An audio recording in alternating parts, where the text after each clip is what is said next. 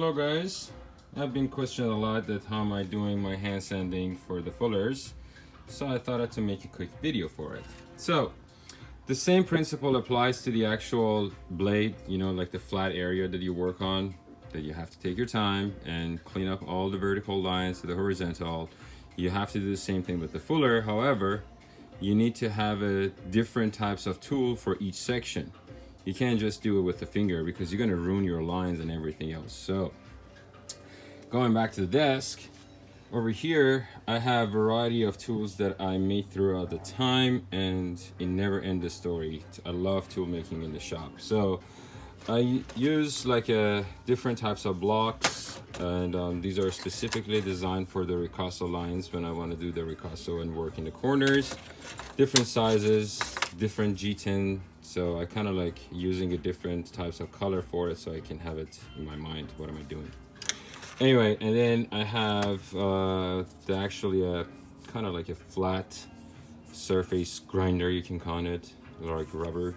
So for this is actually I use leather, and then ever since I got introduced to neoporin rubber by Nick Willer, I fell in love with this thing. It's actually prone to chemical, and also it has a pretty much good amount of a heat resistant and wear resistant, because when you use the leather, it's gonna get wear out throughout the time, but this is gonna stay pretty well. So I have the soft version, and then I have a hard version, which is the actual steel I use. These are again for ricasso. These are for just the beginning when I want to start up. I go with the harder and a really coarse sandpaper, but when as I go forward, I kind of like go through the G10 and much more softer so I can get a smoother surface. And if you notice, I use 2 inches for all of these specifically, and that's because the reason is I can cut my sandpapers in 2 inch, but also as far as the sandpapers, I get these from Combat Abrasives, and these are called G-Flex, or J-Flex, my apologies, called J-Flex, not like a glue. These are flexible sand belts. You can use them for your grinder, and you can use them for hand sanding, and you can use it for, I use it for a variety of things, so you can use these as well too. And then for the same thing for the fuller, I have the same kind of like, this is just for the flat, and this is just for the fullers. So I have the hard version, which is actually this guy. I use it. I'm trying to get a good light. There you go. So you have that. You're starting with this pretty hard. You go through it. You go back and forth at the beginning, and then when it's done, you're getting to a point that everything is already cleaned up in a higher grit, like an 80 grit. It's done. Then you're starting it with this guy.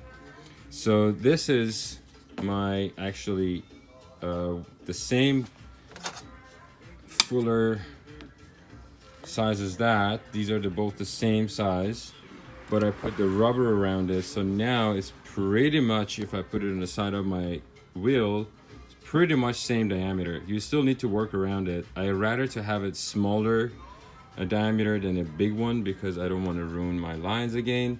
And then so I start with this, then I go to this, and then at the end, when I'm pretty much done with all that stuff, and I went through like this one, I'm at the 220 grit. I still see a couple small little areas I need to give some love, but then I have the same thing over here, and this is the neoporin rubber again around the piece of steak, but this one I put it around perfectly. I do everything with one hand over here, so bear with me.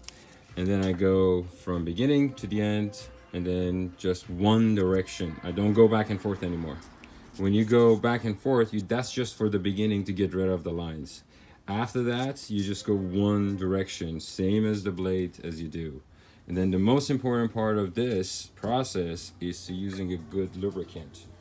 I use Windex a lot, just because Windex, it has that soap in it, and it kind of like make it slippery, and kind of in the micro level, the surface, none of these dust is gonna get stuck. So if you go at one direction, you have to make sure that you're rotating your tool.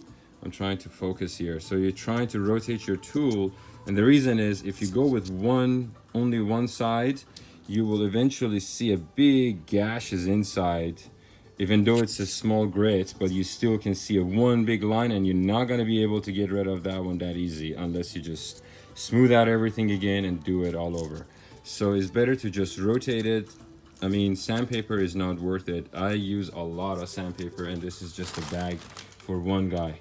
So, and I don't throw those away. I use it for some other things. You can use them for, I mean, playing in the shop or something. But eventually, I use this and go back and forth with a correct lubricant. If you're using a high carbon, I recommend to go with WD-40. If you go with the stainless, I recommend to go with Windex.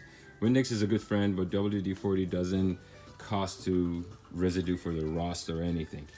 But yeah, pretty much this is it. I mean, it's not anything special. You just need to be creative in the shop, and based on the tools that you have. If you have a certain size of the actual diameter for your wheel, you should make pretty much another tool. You know, hand sanding is not as pleasant. Not everybody likes it. I don't dislike it, but because I have a variety of tools, I'm pretty actually happy. You know, you're playing around with it and you're changing your tools, you're spending your time. So this is part of the fun actually comes in. You putting the final touches and glamour to your artwork. So this is where's the fun. Anyway, if you have any idea or you're something that you have a question about it, let me know. I try to answer as best as my knowledge. And if I have a chance, I can make some video for you and post it up. But anyway, thanks for watching, and thanks for follow, comments, likes, loves, everything. Cheers.